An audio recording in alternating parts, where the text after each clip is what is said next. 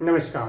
Kumar astro science में आपका स्वागत है मेरे एक नए वीडियो के साथ। आज के इस वीडियो में हम बात करेंगे मेष लगन वाले जातकों के लिए, एरिस असेंडेंट वाले जातकों के लिए देवगुरु बृहस्पति के राशि परिवर्तन के विषय में। देवगुरु बृहस्पति का राशि परिवर्तन 13 अप्रैल 2022 से 21 अप्रैल 2023 तक मीन राशि में होने जा रहा है, जो कि देवगुरु बृहस्पति की दूसरी अपनी ही राशि है जिसमें देवगुरु बृहस्पति गोचर करेंगे। तो इस समय अंतराल के अंदर देवगुरु बृहस्पति मेष लगन वाले जातकों को क्या रिजल्ट प्रदान करेंगे, इसके विषय में बात करते हैं।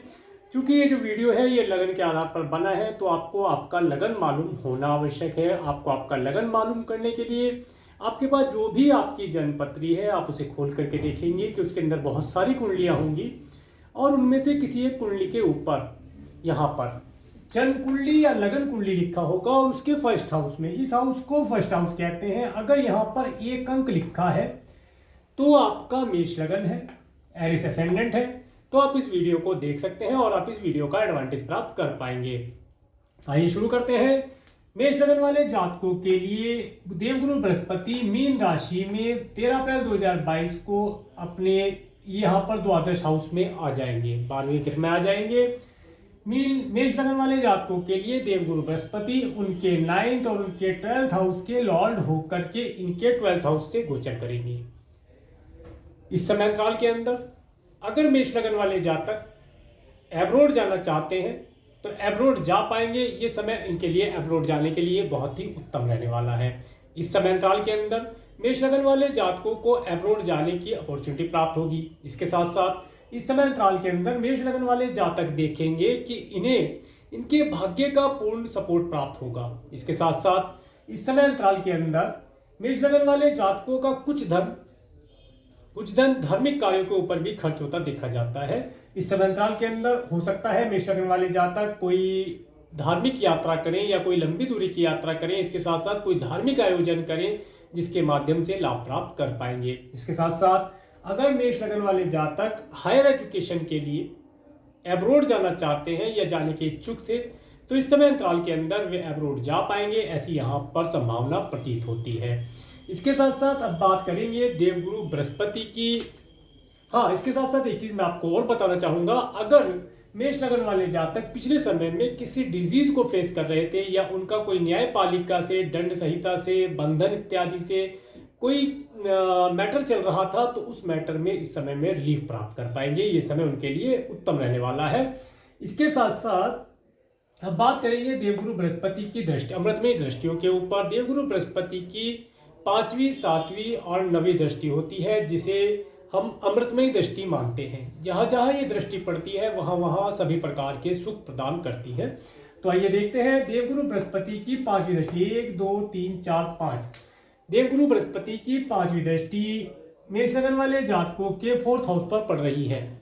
तो इस समय अंतराल के अंदर मेष लगन वाले जातक अपने घर के अंदर कुछ धार्मिक आयोजन करेंगे, कोई यज्ञ, पूजन, हवन, दान, पुण्य इत्यादि करना। इसके साथ साथ इस समय अंतराल के अंदर मेष लगन वाले जातकों को जिन्हें घर की रिक्वायरमेंट है, घर लेना चाह रहे थे, घर परचेज कर पाएंगे या घर का विस्तार इस समय में कर पाएंगे। घर के अंदर आनंद और सुख का अनुभव ये कर पाएंगे। इसके साथ साथ इस समय अंतराल के अंदर मेष लगन वाले जातकों को अपनी माता पिता का सुख प्राप्त होगा, उनसे ये हेल्प प्राप्त कर पाएंगे। और अगर धन इत्यादि की या कोई अच्छी एडवाइस लेना चाहते हैं तो एडवाइस इस समय में उन्हें प्राप्त हो पाएगी, ऐसा पता चलता है। इस समय अंतराल के अंदर मेष लगन वाले जातक देखेंगे कि इनके जो व्हीकल इत्यादि है, अगर वे चेंज करना चाह रहे थे अपने व्हीकल को, इस समय में चेंज कर पाएंगे। एक अच्छे व्हीकल का सुख भी ये इस समय में प्राप्त कर पाएंगे, अच्छी सवारी का सुख प्राप्त करना। इसके साथ साथ इस समय काल के अंदर कोई पेट्स अगर इस समय में उन्होंने पाले हैं, कुछ जानवर इत्यादि पाल रखे हैं, तो उन जानवरों के माध्यम से भी सुख प्राप्त कर पाएंगे और उनके माध्यम से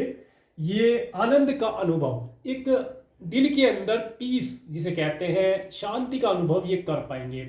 इसके साथ साथ इस समय अंतराल के अंदर मेष लगन वाले जातक देखेंगे यदि उनके माता पिता को किसी प्रकार से कोई हेल्थ रिलेटेड इशू था तो वह हेल्थ रिलेटेड इशू इस समय में ठीक होने के कगार पर होगा। उसके अंदर काफी मात्रा में सुधार हो जाएगा, उनकी हेल्थ बेटर हो जाएगी। इसके बाद बात करते हैं देवगुरु बृहस्पति की 7वीं दृष्टि की। देवगुरु बृहस्पति की 7वीं दृष्टि जब आपके 6th हाउस पर पड़ती है तो ये बताती है इस समय अंतराल के अंदर जो मेष लगन वाले जातक हैं वे अपने मामा और मौसी से कुछ धन प्राप्त कर पाएंगे। इस समय अंतराल के अंदर उन्हें उनके मामा या मौसी से किसी प्रकार से कोई हेल्प या कोई एडवाइस क्या रिक्वायरमेंट है तो वे उसे प्राप्त कर पाएंगे।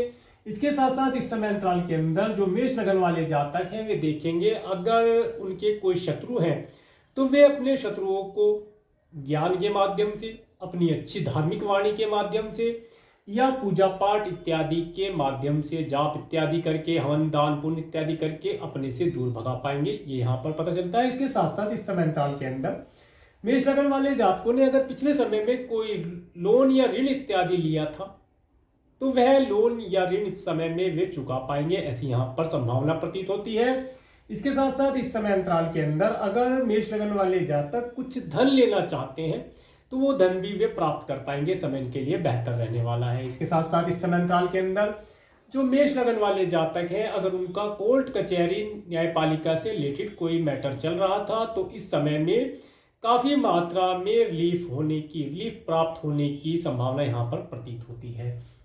इसके बाद बात करते हैं देवगुरु बृहस्पति की 9th एस्पेक्ट की। 7, 8, 9 9th एस्पेक्ट जब आपके 8th हाउस पर पड़ती है तो ये बताती है इस समय अंतराल के अंदर मेष लगन वाले जातकों को अगर पिछले समय में कोई हेल्थ रिलेटेड इशू था तो वह काफ़ी मात्रा में सही होने के कगार पर होगा, उनकी हेल्थ बेहतर होगी। इसके साथ साथ अगर मेष लगन वाले जातकों को उनके कुटुंब से कोई संपत्ति प्राप्त होने वाली थी, चल संपत्ति, तो उसका भी लाभ ये प्राप्त कर पाएंगे, ऐसा यहाँ पर पता चलता है। इसके साथ साथ इस समय अंतराल के अंदर मेष लगन वाले जातकों को उनके स्पाउस के परिवार वालों से भी पर्याप्त मात्रा में धन, नेम फेम और मान सम्मान मिलने की संभावना यहाँ पर प्रतीत होती है।